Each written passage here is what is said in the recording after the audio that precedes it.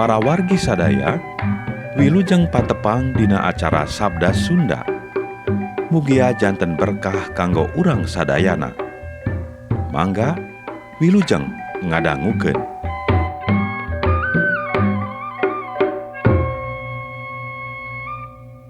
Injil Yesus Kristus numutkeun Santo Matius.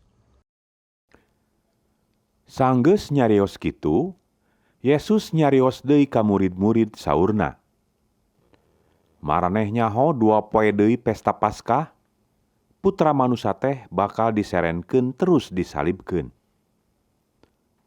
Harita imam-imam kapala jeung para kokolot bangsa Yahudi mah keur kumpul di karaton Kayapas Imam Agung. Badami arek nangkep Yesus kalawan rikip, baris tuluy ditelasan.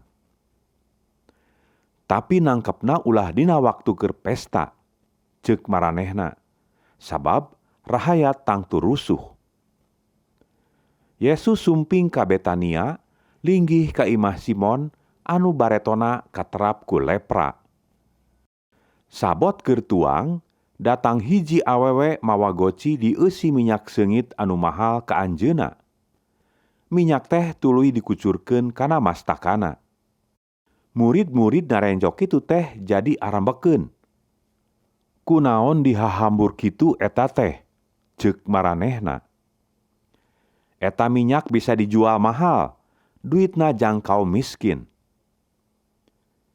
Yesus uninga pikiran maranehna nu sanyana. Kunaon maraneh openan ka ieu awewe, saurna. Manehna geus nembongkeun kalemesan jeung kamuliaan budina ka kami.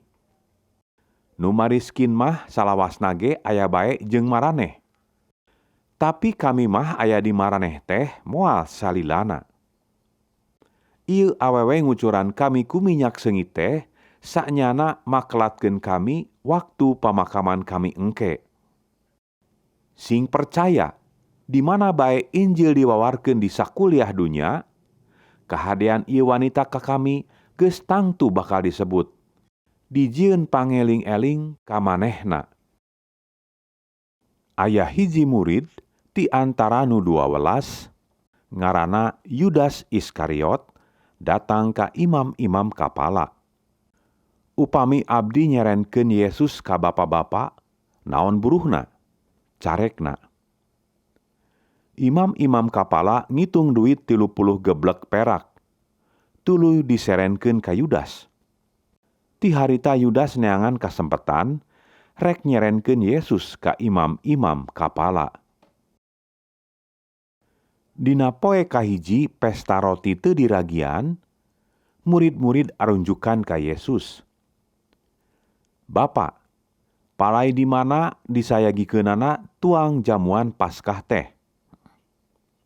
Walerna, tepungan hiji jelema di kota. Caritakeun ka manehna kieu. Saur paguru, kaula geus tereh nepi ka wanci. Kaula seja mestakeun Paskah jeung murid-murid di bumi andika. Murid-murid arindit nadunan piwaranganana terus nyadiakeun tuangeun keur jamuan Paskah. Sanggeus rada peuting, Yesus calik tuang jeung murid-murid. Bari tuang anjeunna nyarios. Kami mere nyaho, ti maraneh aya saurang nu rek hianat ka kami. Murid-murid mani ting rarenjag. Tangtos sanes abdi nu dimaksad ku Gusti teh. Ceuk maranehna naranyakeun silih genti.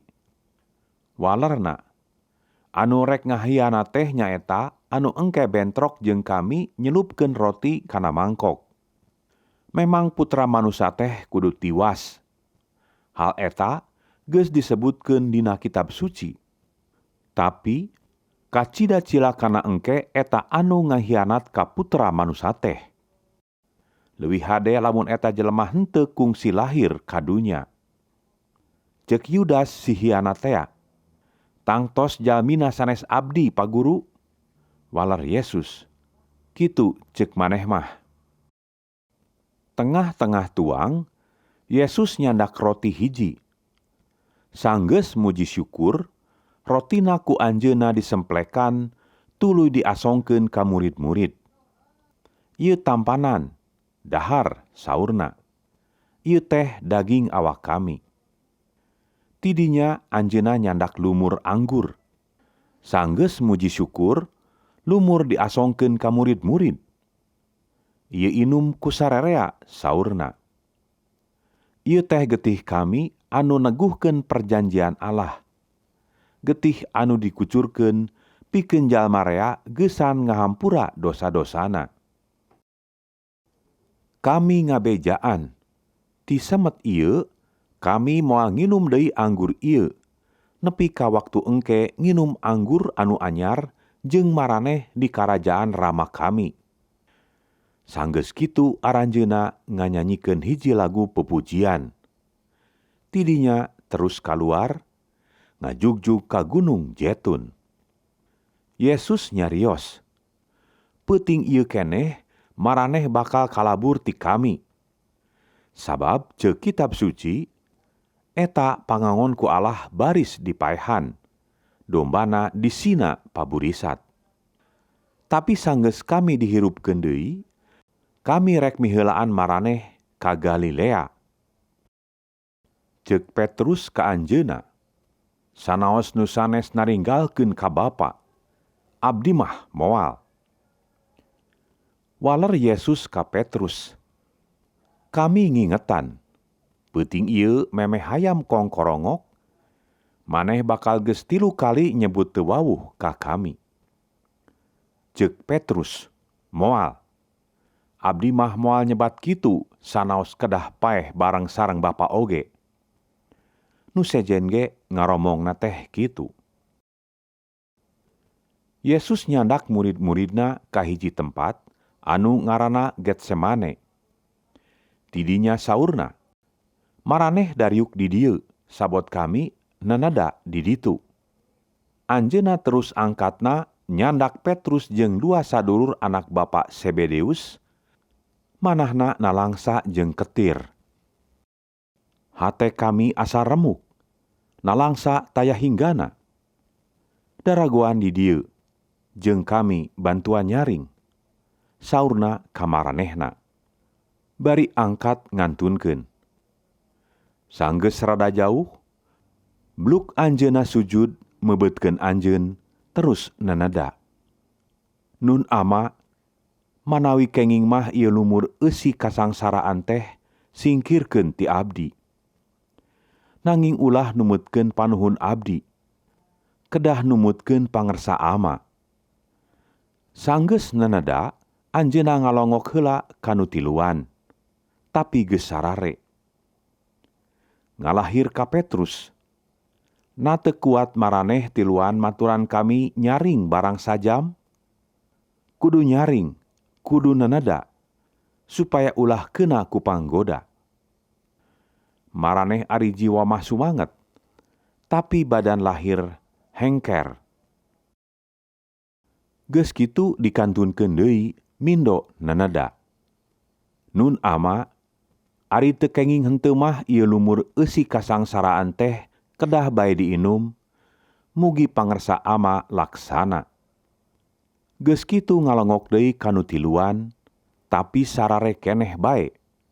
Panonna teu barisa dipake beunta. Seuk dikantunkeun deui. Katilu kalina nanada deui, kecap-kecapna cara tadi keneh. Geus kitu nepangan deui nu tiluan. Tidinya ngalahir. "Rek tonggoy bae sarare jeung ngareureuh teh? Tenjo, geus waktuna Putra Manusa teh diserenkeun kana kakawasaan manusa nu daroraka. Geurah harudang, urang indit. Tenjo, anu arek ngahianat ka kami teh geus datang."